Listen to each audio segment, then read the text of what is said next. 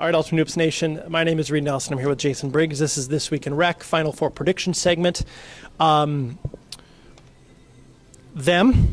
trip to... First, this is what my bracket looks like, so I don't know.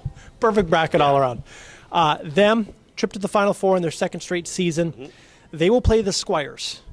Who do you have in this game and why?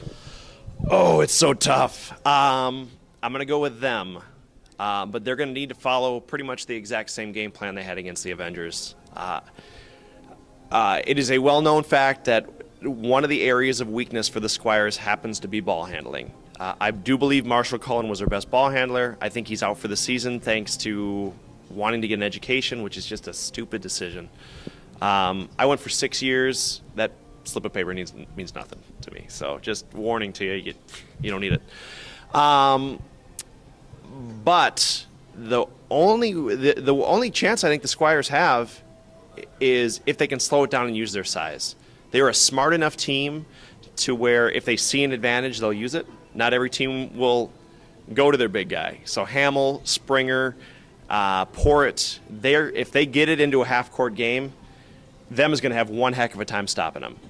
But if they're able to pick them up at half-court, or full court or three-quarter court and trap like they did against the Avengers on Wednesday night, I don't see the Squires being able to avoid enough turnovers to win that game. So I'm gonna pick them by about 8 points, just based on I think their trapping defense and their ability to recover after the double and triple teams is going to be too much.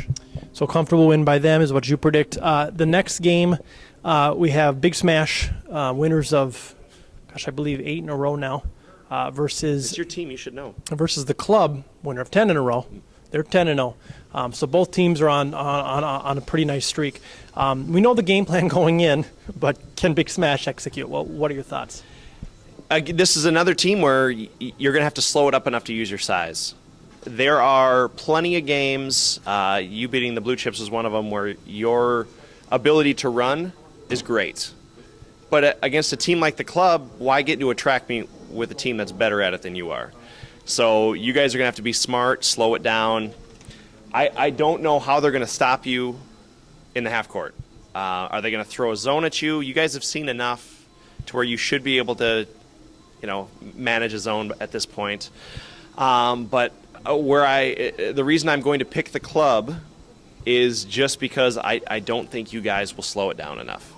I think you're going to get a little bit too fast, and when you have 5-6 guys that can go a full 44 minutes, and your team, I don't think you have 5 guys that can go 44 minutes, even though they're going to try to by leaving you on the bench and using Pika. I think it's Pika.